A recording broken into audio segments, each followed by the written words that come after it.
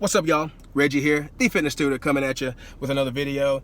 One I've been wanting to talk about for a while, which is, I see a lot of people talking about, their spouse, friends, etc., not being supportive or making certain comments about, about them with whatever diet they're on, not being supportive, etc., when you express that you want to start doing some certain diet or exercise, blah, blah, blah. And this causes a lot of problems for a lot of people. And usually it's a female, and especially in some of our fitness groups, and she will be talking about how her husband is making certain remarks or not being supportive, not really trying to change the meals, or doing blatant stuff like eating chicken wings in front of them or something while they're trying to eat their salad and blah blah blah. So this is a big problem, I know, for a lot of y'all. And you go to work, or your friends always have these little comments, and I can tell you that there's two reasons for this. One of them is a miseducation thing. Now, this is given that you're not doing something ridiculous like the egg diet, or I don't know, something just totally stupid. I can name some other stuff, but anyway, there are a lot of crappy diets and ways of eating out there. Ain't no doubt about it. But I think most of the time, not most of the time, but a lot of time, you have a person who's really concerned about you, and they're just miseducated. All right? So there's a lot of stuff that can be easily messed up. You do keto the wrong way, you do intermittent fasting the wrong way, which is the only wrong way you can do that is eat too little food and not really eat enough food. I mean, that can cause some issues for especially a lot of females. So, especially in the intermittent fasting group, we see this a lot. My friends or sometimes my doctor, but my friends, my husband, my wife, or whatever, said I'm going to mess my metabolism up if I do intermittent fasting because blah blah blah, and it's just not going to happen. So when it comes to the intermittent fasting group, by the time I put this video up, I'll probably have a link to the group, and within that group I'll make a file, and we'll have 3 or 4 studies in there that prove that intermittent fasting is actually more beneficial for your metabolism, than anything else. There's nothing for you to worry about. Just make sure you eat an appropriate amount of food. You don't starve. I don't care what your meal timing protocol is. You don't severely undereat food unless you're under doctor's supervision. But anyway, I digress. But I think a lot of this is truly people's concern, and they're just trying, mixed with what my second point is going to be. But it's usually some bit of, depending on what they're saying, obviously. But a lot of times your loved ones will have some concern for you. They're just looking out for you, obviously, right? But two, which is something that's way more prominent, I think, at least what we see, in certain groups, what's going on with some of the stuff you can kind of tell when somebody's coming from a place of love and concern, right? Or when it's something else. And when it's something else, it's jealousy, all right?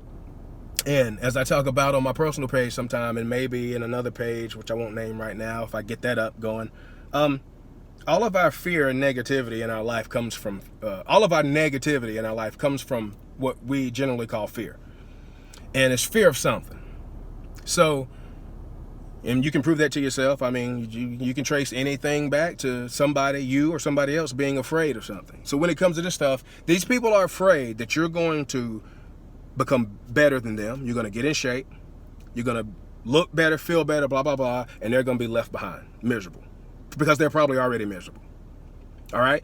This can be your husband too. There's a mix of this. Your husband, wife, spouse, whatever, best friend. You better believe this happens. Trust me. Because again, what's jealousy? Jealousy is a fear that somebody's going to be better than you, have more than you, have something that you want, blah, blah, blah. It's fear. We can call it whatever we want to, but that's what it is. It's a fear that makes people say negative stuff. You can trace everything back to a fear. So these people are fearful.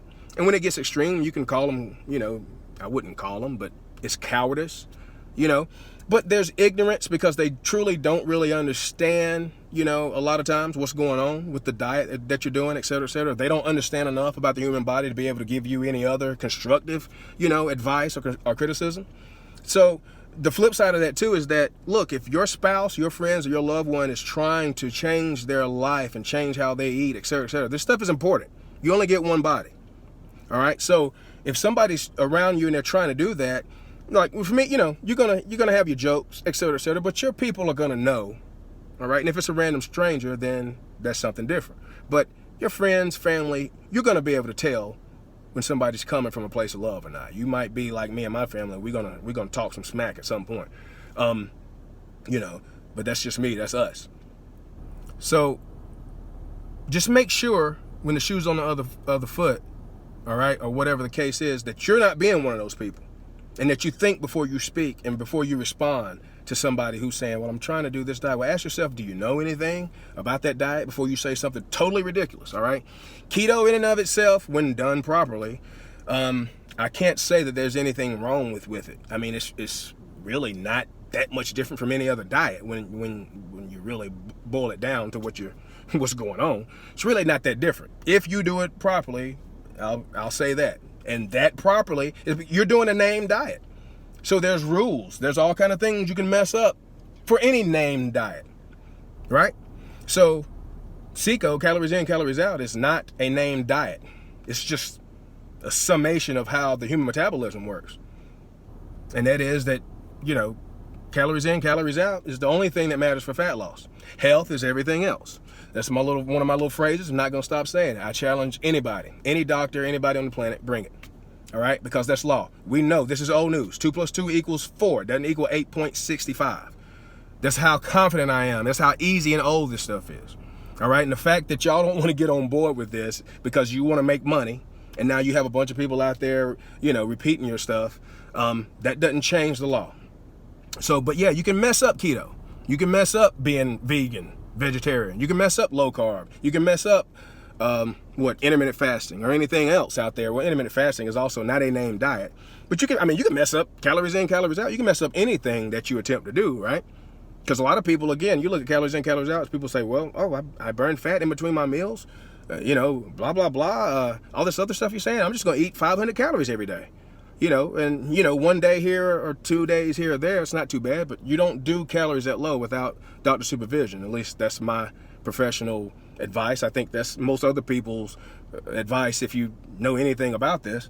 But you don't eat really, really low calories without having some type of medical, supervision.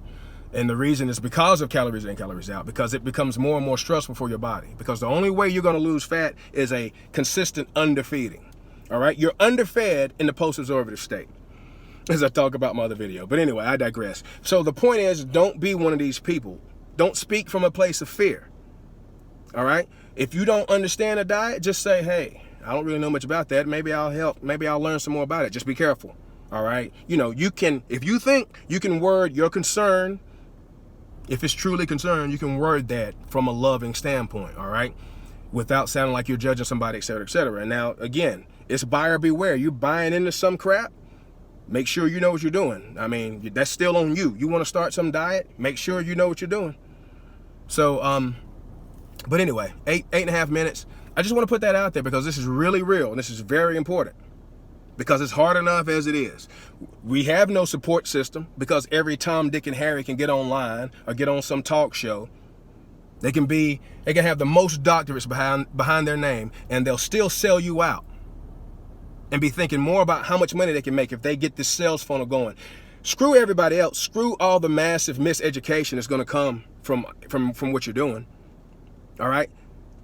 It's all about the money for most of these people, folks. There's no support for you. All right? So be the support. Help people learn the truth. Don't be negative.